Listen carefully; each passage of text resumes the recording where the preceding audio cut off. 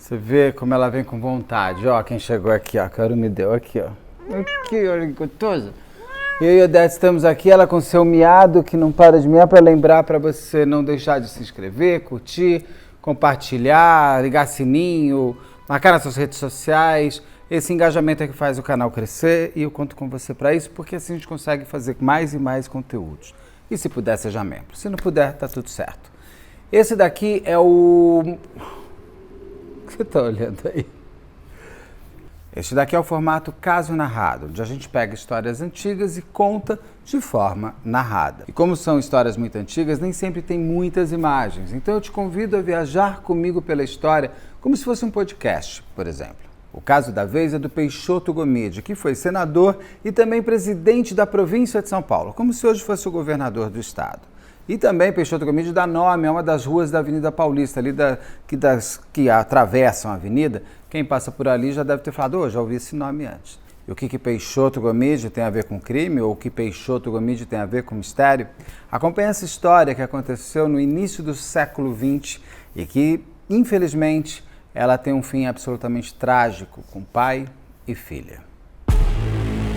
Aquele começo de ano tinha sido devastador para o ex-senador e ex-presidente interino de São Paulo. Peixoto Gomide andava pelo seu casarão desde a madrugada entre lágrimas e gritos contidos. Ele não podia chamar a atenção da esposa, dos filhos que dormiam, sem imaginar o que aconteceria mais tarde. Ele estava decidido. Não haveria mais como silenciar os segredos que já tomavam os tilintares das colheres de prata nas xícaras de chá das casas de encontros da alta sociedade paulista. Todos já sabiam e ele tinha certeza disso. Peixoto pegou o papel dobrado no bolso de sua calça e releu o texto que já sabia de cor. A letra bem desenhada informava o que ele já desconfiava, mas nunca tinha tido coragem de perguntar. Tinha sido um erro. Peixoto só não sabia que alguns erros podiam respirar, conversar, encantar e até mesmo sujar para sempre o bom nome de sua família. E a culpa era dele, apenas dele. Como resolver algo sem solução, pensava o homem. Apesar da estação insistir em mostrar que era verão, seu palacete tinha sido desenhado para sempre ter ares europeus de inverno. Se lá fora o sol anunciava temperaturas elevadas, dentro da casa o ar frio gelava até quem dizia gostar de inverno. A lareira tinha o fogo eterno, jamais poderia ser apagada. Peixoto, sem precisar se abaixar, pegou a carta e a transformou num enorme fogaréu, perfeito para acender aquele que seria um de seus últimos charutos. Em uma só baforada, a fumaça do tabaco tomou seu rosto. Peixoto deixou aquela folha de papel queimar nas labaredas da lareira. Pena que seu maior segredo, seu maior desgosto não viraria cinzas tão fácil. O educado senhor sabia que quem escreveu aquelas linhas conseguiria rapidamente escrever outras mais. Só havia uma forma de abafar o escândalo prometido, construindo um escândalo ainda maior. Se num bolso ele guardava um segredo em papel, no outro bolso, Peixoto escondia a solução para tudo. Cuidadosamente, ele tira o revólver e o encara. Ajusta as balas e garante que ali estava a paz que nunca mais sentiria em vida. Quando a governanta se aproximou, o homem, já sem a alma dos bons, escondeu novamente o revólver. A mulher fez uma pergunta como a de todo dia, se a família se reuniria para o almoço. Mesmo o sol não tendo nascido, a vida na área dos empregados domésticos já estava acordada há tempos. Sem se virar para a serviçal, Peixoto perguntou se a filha Sofia estaria presente. Dava para sentir o sorriso genuíno na governanta quando confirmou que a jovem sim estaria à mesa, já que pela manhã a modista viria para a prova final do vestido de noiva. O semblante do pai se fechou para sempre. Apertando o revólver contra seu corpo, Peixoto Gomide já tinha decidido que não haveria casamento. Ele se prometeu, sua família não cairia em desgraça. Eu sou Beto Ribeiro e este é o Crime S.A. Especial Caso Narrado. Quem passa nos dias atuais pela rua Benjamin Constant, no centro de São Paulo, nas proximidades da Praça da Sé, e observa o elegante palacete Chavantes que foi construído entre 1926 e 1930, dificilmente poderia imaginar que naquele local, no ano de 1906, ocorreu uma tragédia que abalou a sociedade paulistana e virou assunto nacional. Onde hoje se ergue o prédio de 10 andares, até o início dos anos 1920 se localizava a residência do senador Francisco Assis Peixoto Gomide e sua família. Na época, o endereço cobiçado, o antigo número 25A, na Benjamin Constant, era local ideal para o casarão em estilo neoclássico lá existente, lendário pelas festas e reuniões políticas às quais servia de palco. A família do senador configurava entre as mais antigas do estado e seu patriarca era nome de prestígio na política, tendo sido, inclusive, presidente interino de São Paulo, cargo esse que é equivalente ao de governador atualmente, e ele também foi 2 vezes presidente do Senado paulista. O casal e os 4 filhos tinham uma vida impecável aos olhos da sociedade, sendo exemplos de regramento e conduta.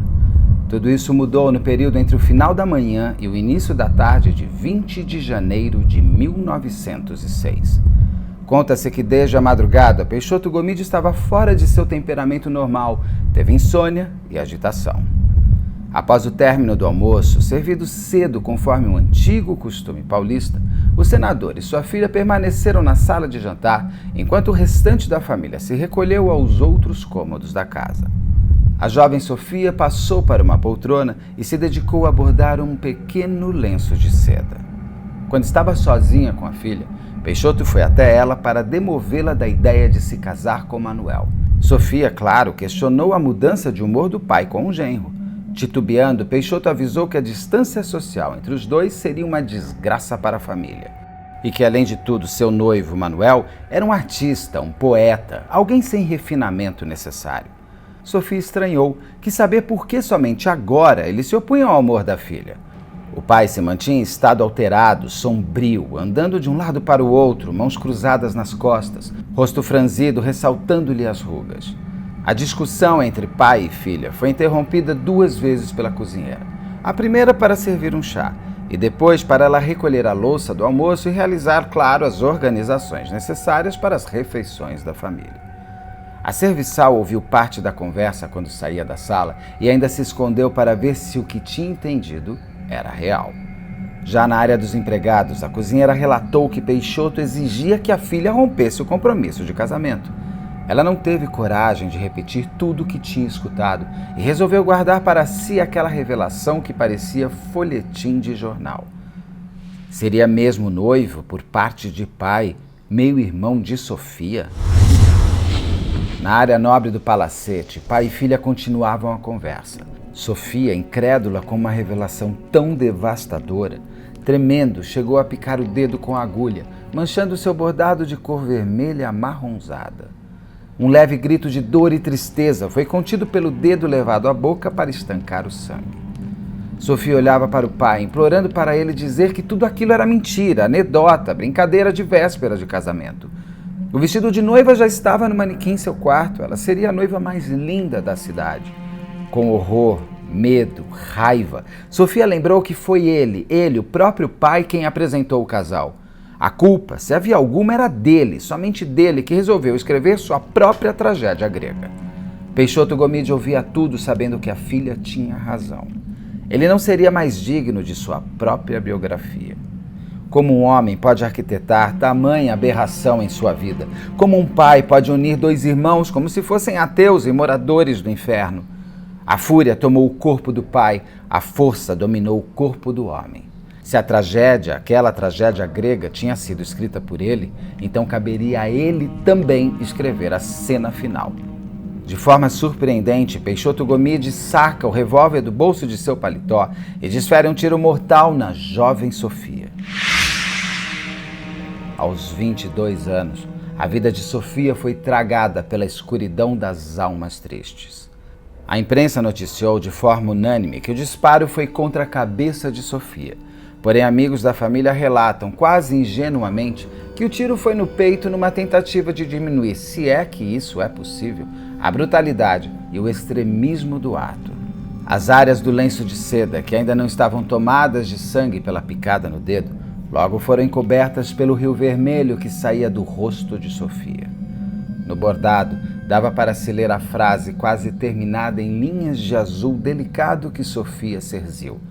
Ela escreveu: "Eu tenho uma vida feliz." Sofia tinha sido feliz, pelo menos até quase um quarto de horas atrás. O estopim do disparo do revólver imediatamente atraiu para o local da tragédia todo o restante da família que lá estava no casarão. Sua esposa Ambrosia e seus 2 filhos, Guinésa e Alceu, logo correram para a sala de jantar onde já estavam os empregados. Ao chegarem àquele espaço amplo, todos estavam atônitos e observavam o senador ainda com o braço estendido em direção a Sofia. Assustado, arrasado e decidido, Peixoto Gomide aponta a arma em direção à filha Guinésa, imaginando ser Sofia apenas ferida. Ao reconhecer que era Guinésa e não Sofia, Peixoto paralisa, angustiado ao entender a cena real que acontecia à sua frente. Ali estava Sofia morta e sua esposa embalava o cadáver da filha como se ainda fosse um bebê. O filho Alceu não se mexia e a filha Guinésia acabou amparada pela governanta, que evitou que a garota caísse ao chão depois de desmaiar quando percebeu que teria sua vida poupada. Andando de costas, devastado pela culpa e pela dor de ver sua filha morta, Peixoto vai para a sala de visitas e fecha a porta. Sozinho, ele encarou a devastação da sua história. Peixoto Gomide havia sido um homem importante, um homem invejado. Um marido como poucos, um pai exemplar. Peixoto encosta o revólver em sua cabeça e, sem titubear, aperta o gatilho. Mas a arma não responde e falha. Aquele que poderia ser visto como um presente do destino não seria aceito por ele. Peixoto Gomide então roda o tambor da arma e desfere um novo tiro. Desta vez, com sucesso. O corpo moribundo despenca ao chão, caindo mortalmente ferido ao lado do piano. Ao contrário da filha, a morte do pai não foi instantânea, tendo agonizado de forma terrível por longos 20 minutos. Peixoto Gomide tinha 56 anos quando se despediu da vida. O barulho dos tiros, dos gritos e lamentações atraíram uma multidão para a frente do requintado palacete da família. A notícia do trágico acontecimento na residência do senador Peixoto Gomide rapidamente tomou todo o centro de São Paulo, fazendo com que muitas pessoas chegadas à família para lá se dirigissem. Padres, desembargadores, políticos e até um jornalista presenciaram os momentos finais de agonia do senador. Posteriormente, inclusive, esse jornalista escreveria um relato do que lá observou sem poupar detalhes. Encontrou Peixoto Gomide já transferido para um grande sofá de palhinha, apresentava a respiração transformada em um longo e intenso arfar, era visível inclusive o ponto da cabeça por onde a bala entrou. O tiro foi tão violento que o olho esquerdo do senador havia saltado da órbita. E sobre um rico tapete oriental, uma enorme poça de sangue ainda fresco denunciava o local onde o corpo originalmente havia caído. Nos dias que seguiram, os jornais de todo o país fizeram reportagens sobre o ocorrido na residência do senador naquela tarde fatídica. Descreveram em detalhes os ritos funerários de pai e filha, a lista das personalidades que compareceram ao cortejo fúnebre e acompanharam os corpos até sua última morada no cemitério da Consolação, no centro da cidade. Na época, assim como hoje, a real motivação para tão surpreendente atitude de um pai permanece um mistério. Fato esse nunca totalmente elucidado. Todo tipo de especulação foi apresentada em muitas versões criadas. O mais provável e aceito socialmente envolve o fato de Sofia estar de casamento marcado com Manuel Batista Cepelos. O casamento, inclusive, estava programado para acontecer 7 dias depois da tragédia. Rapidamente, todo o país passou a se debruçar no caso e criar inúmeras versões sobre o que pensava Peixoto Gomide sobre o casamento da filha. A origem humilde de Cepelos é apontada por alguns como o real motivo para a não aprovação dessa união por parte do senador. O rapaz havia começado a vida como soldado na força pública, onde atingiu a patente de capitão. Como poeta, teve grande reconhecimento, sendo um dos preferidos de Olavo Bilac. Não se sabe ao certo como se deu a aproximação entre o jovem poeta e o senador Peixoto Gomide. O que não resta dúvida é que Peixoto já o conhecia antes de seu envolvimento com Sofia e claramente possuía algum tipo de admiração e afeição por Cepelos.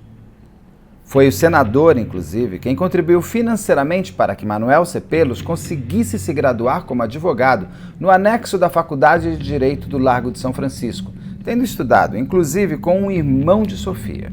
Essa proximidade fez com que o rapaz, ao frequentar a casa de Peixoto Gomide, conhecesse Sofia e os dois desenvolvessem interesse um pelo outro, o que culminou com a decisão de se casarem. O pedido foi realizado por um amigo de Manuel Cepelos, político renomado no interior de São Paulo. O senador ouviu o pedido sem contestação e, ao saber que essa também era a vontade de sua filha, concordou de imediato. Essa situação excluiria a versão de que a motivação para a tragédia seria a origem humilde de Manuel Cepelos, uma vez que o senador já sabia de todo o passado e histórico do rapaz. Segundo um importante intelectual da época e grande frequentador da alta sociedade paulistana, começou a ser comentado de forma depreciativa e jocosa a informação de que a filha do senador Peixoto Gomide iria se casar com um soldado, um poeta e um boêmio. É até possível que esses comentários tenham chegado aos ouvidos do velho senador e o fizessem sofrer profundamente. O incômodo com esses comentários podem realmente ter feito o pai mudar de ideia quanto ao futuro genro. Embora tenha tentado, ele nunca conseguiu convencer a filha de desistir do casamento. Conhecido por ser um homem de palavra, fato de que muito se orgulhava, o senador não se permitia proibir o casamento, visto que já havia empenhado sua palavra. E dessa forma, num gesto extremado, tirou brutalmente a vida de Sofia e a sua própria na sequência, como a única forma possível de impedir o enlace. Tempos depois do acontecido, outra versão se espalhou de boca em boca, embora nunca tenha sido publicada em nenhum jornal. Nessa versão, o senador Peixoto Gomide seria pai de Cepelos e havia sido avisado naquele dia. Manuel Cepelos, o ex-futuro genro, o boêmio, o poeta, seria o fruto de uma aventura amorosa da juventude de Peixoto Gomide quando ele frequentava a cidade de Cotia. Uma carta misteriosa teria chegado às mãos do senador contando sobre sua paternidade. Peixoto Gomide entrou em desespero ao realizar que 2 meio-irmãos iriam se casar. Não achando outra alternativa, ele não poderia contar a verdade, Peixoto tomou a drástica decisão de sua maior tragédia. Ele preferiu ver a filha morta a vê-la nos braços de seu próprio irmão. Embora essa versão tenha muitos defensores, é uma versão que nunca foi comprovada. Dessa forma, até hoje paira a dúvida sobre a real motivação desse crime. Poderia ser preconceito com a origem humilde do noivo, a maledicência pública e até mesmo o horror de ver 2 meio-irmãos casados. Quase 120 anos depois dos fatos, esse caso continua a ser um perturbador e insondável mistério. O nome do senador batiza uma importante rua da cidade de São Paulo, a Rua Peixoto Gomide, ligando os bairros da Consolação e Jardim Paulista. Das milhares de pessoas que por lá circulam diariamente, certamente poucas sabem que a personalidade que deu seu nome para a rua tem em sua biografia, além da atividade política, a mácula de um frio assassinato. Manuel Cepelos, o que seria o causador de toda essa hecatombe, sem nunca entender o que teria acontecido na casa de sua noiva e de seu amigo Peixoto Gomide, desgostoso com a morte de Sofia, declarava aos amigos que se considerava roubado até das ilusões da vida. Sem mais conseguir viver na capital paulista, ele se muda para o Rio de Janeiro, onde não obteve grande sucesso profissional, chegando a vender seus livros de poesia de porta em porta. Um dia, uma carta com a mesma letra redonda que chegou a Peixoto Gomide encontrou Manuel como seu destinatário. A letra rebuscada contava para o poeta a mais terrível das fofocas. Ele, Manuel, seria filho de Peixoto Gomide, enamorado e quase marido de sua meia-irmã Sofia. Tomado pelo gosto amargo de uma verdade nunca confirmada, Manuel saiu a esmo pela capital fluminense. Quando deu por si, ele estava em frente a um grande casarão à beira-mar na Praia do Flamengo. Por um segundo, aquela arquitetura rebuscada o tirou de seus mais torpes pensamentos. Ao levantar a cabeça e encarar a torre da residência, ele avistou uma menina criança de sorriso aberto acenando para ele. Manuel acenou de volta e continuou a caminhar. Ele manteve seu passo até um precipício numa pedreira na antiga rua Pedro Américo, no bairro do Catete, colado ao bairro do Flamengo. Naquela altura, Manuel olhou as pedras e o mar próximo batendo, fechou os olhos, pensou em Sofia, pediu perdão a Deus e aceitou o chamado do diabo. Manuel Cepelos tinha 42 anos quando se tornou um cadáver caído no despenhadeiro em 1915. Como já citado, na época dos fatos, os jornais se empenharam em louvar as qualidades do senador Peixoto Gomide e suavizar seu ato extremo. Sofia recebeu apenas o papel de coadjuvante na sua própria terrível história. Sofia foi obrigada a ser enterrada ao lado do corpo do próprio pai, daquele que tirou sua vida. Como uma espécie de perdão forçado, a ela foi dado apenas o direito de ser vestida de noiva para seu caixão. Vestido esse que Manuel Cepelos, o seu grande amor, nunca viu usar.